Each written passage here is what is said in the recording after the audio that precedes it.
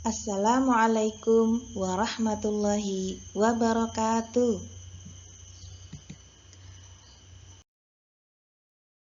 Selamat pagi anak-anak, bagaimana kabarnya hari ini? Semoga anak-anak sehat selalu ya. Sebelum pembelajaran kita mulai, kita membaca doa terlebih dahulu.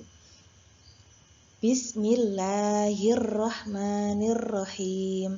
Rabbi zidni ilma warzuqni fahma. Amin ya rabbal alamin. Ya Allah, tambahkanlah ilmu kepadaku dan karuniakanlah aku kepahaman. Amin.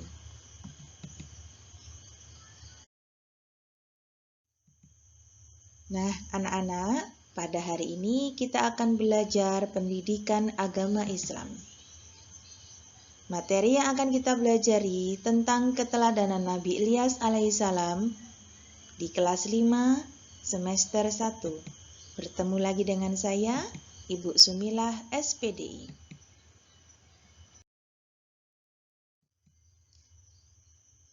Sebelum kita mulai pembelajaran, kita akan mengetahui dulu kompetensi dasar apa yang akan kita pelajari pada hari ini.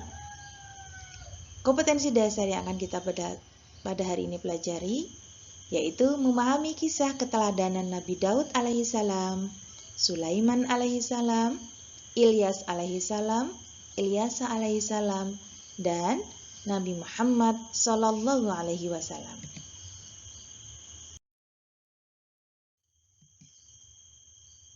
Adapun indikatornya, yang pertama, meyakini kebenaran kisah Nabi Ilyas alaihissalam dengan benar, menunjukkan perilaku terpuji sabar sebagai implementasi pemahaman kisah keteladanan Nabi, mengkategorikan sikap terpuji dari kisah keteladanan Nabi Ilyas dengan benar, menentukan sikap terpuji dari kisah keteladanan Nabi Ilyas dengan benar.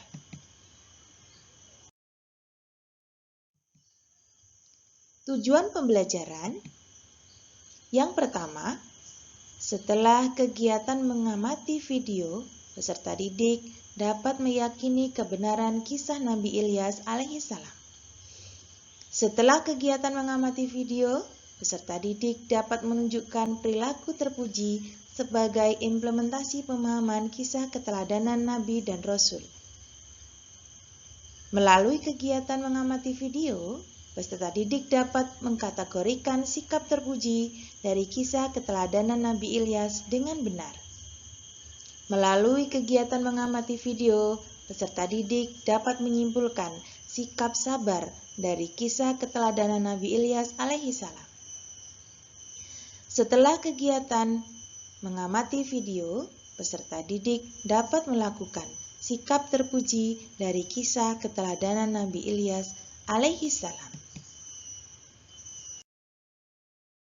Nah, anak-anak, kita akan belajar tentang kisah keteladanan Nabi Ilyas alaihissalam.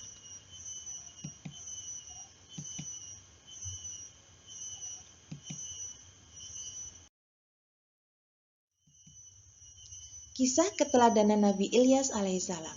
Perhatikan dan dengan cermat, serta bacalah dengan baik. Di sini ada Quran Surat As-Saffaf ayat 123 berikut ini. Bismillahirrahmanirrahim. Wa inna Ilyasa laminal mursalin. Dan artinya, dan sesungguhnya Ilyas benar-benar termasuk salah seorang rasul dari rasul-rasul Allah.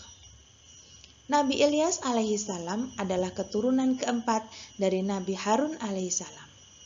Ia diutus oleh Allah Subhanahu wa taala kepada kaumnya Bani Israel yang menyembah patung berhala bernama Baal.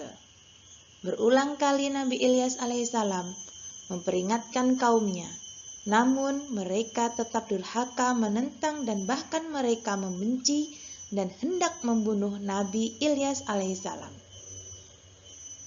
Agar selamat dari kejaran orang-orang kafir, Nabi Ilyas alaihissalam bersembunyi di dalam gua selama 10 tahun.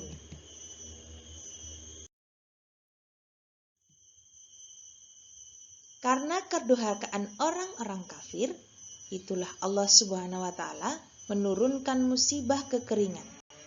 Di sana tidak pernah turun hujan selama 3 tahun. Akibatnya, banyak tanaman dan binatang ternak yang mati, serta banyak pula penduduk yang mengalami kelaparan karena kekurangan makanan. Setelah musibah terjadi, mereka baru sadar bahwa seruan Nabi Ilyas alaihissalam itu benar.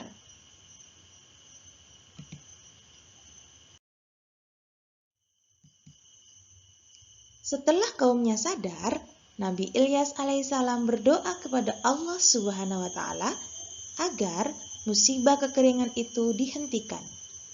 Doa Nabi Ilyas alaihissalam didengar dan dikabulkan oleh Allah Subhanahu wa Ta'ala. Namun, setelah musibah itu berhenti, tanaman dan ternak kembali membaik. Mereka kembali durhaka kepada Allah Subhanahu wa Ta'ala.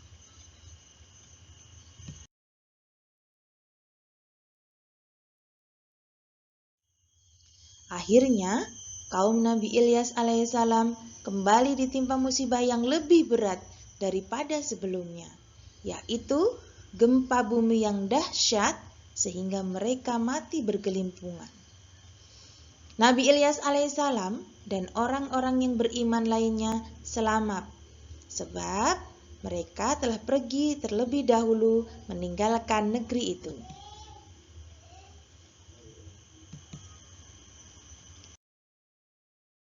Nah, anak-anak, dari penjabaran keteladanan Nabi Ilyas tadi, ada mukjizat Nabi Ilyas yang perlu anak-anak ketahui. Mukjizat Nabi Ilyas salah satunya, nah, coba perhatikan. Di sini ada 6 mukjizat Nabi Ilyas alaihissalam. Yang pertama, dapat membangkitkan orang yang sudah mati. Yang kedua, berlari kencang mendahului kereta milik Raja Arab. Yang ketiga, mendatangkan kemarau yang panjang dan hujan. Yang keempat, mampu bertahan hidup dalam kemarau yang panjang. Yang kelima, selamat dari kejaran istri Raja Ahab yang kejam. Yang terakhir, mampu menyembuhkan orang sakit. Nah, sekarang kita sudah sampai nih di kategori sikap terpuji. Apakah nih kisah keteladanan Nabi Ilyas alaihissalam? Ada yang tahu anak-anak? Coba kita lihat nih, contoh keteladanan apa yang bisa kita teladani? Iya, salah satunya adalah contoh dari perilaku sabar. Walaupun sudah akan dibunuh, sudah menjauh dari orang-orang yang sudah membencinya, tapi ketika Nabi Ilyas diminta untuk berdoa kepada Allah agar bencana-bencana itu hilang, maka Nabi Ilyas tetap sabar serta tetap berdoa agar kaumnya selamat dari segala yang disebut dengan bencana. Dari penjelasan tersebut, dari perilaku terpuji Nabi Ilyas, maka dapat disimpulkan bahwa Nabi Ilyas alaihissalam senantiasa bersabar menghadapi umatnya yang durhaka, dan Nabi Ilyas alaihissalam tidak pernah berhenti mengajak kepada kebaikan dan selalu berdoa untuk keselamatan umatnya.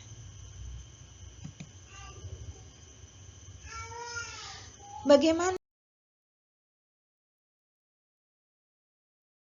cara kita meneladani sikap sabar Nabi Ilyas alaihissalam? Semoga anak-anak juga bisa menerapkan, terus diterapkan dalam kehidupan sehari-hari. Cara membiasakannya adalah, cara membiasakan perilaku sabar. Yang pertama, menerima dengan ikhlas dan tabah setiap cobaan dan ujian. Yang kedua, mendekatkan diri kepada Allah karena hanya kepadanya segala sesuatu dikembalikan. Yang ketiga, selalu mencari jalan keluar dari musibah yang dihadapi. Yang keempat, tidak mudah putus asa dan tidak pernah berburuk sangka kepada Allah Subhanahu wa Ta'ala, karena sabar tiada batasnya. Dari keteladanan tadi, maka dapat kita pelajari pelajaran yang perlu dipetik dari keteladanan Nabi Ilyas alaihi salam.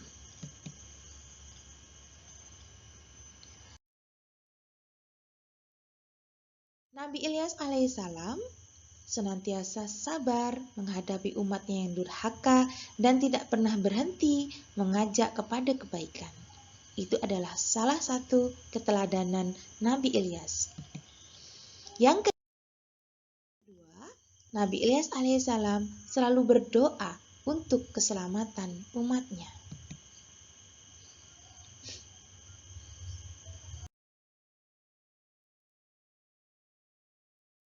Nah, yang ketiga, bagi umat manusia yang durhaka, Allah Subhanahu wa Ta'ala akan menurunkan malapetaka dan siksaan yang tiada tara. Nah, dari materi-materi yang sudah dijabarkan tadi, ada sedikit kata mutiara untuk anak-anak dan untuk kita semua. Bahwa sabar itu ada pada diri kita. Sabar itu ada di dalam jiwa kita, karena sabar itu adalah separuh daripada iman. Nah, terima kasih anak-anak sudah menyaksikan video pembelajaran yang sudah Ibu sampaikan. Semoga ini bermanfaat dan bisa menjadi renungan kita untuk senantiasa bersikap sabar. Mari kita tutup dengan mengucapkan Alhamdulillahirabbil alamin. Terima kasih. Saya akhiri. Wassalamualaikum warahmatullahi wabarakatuh.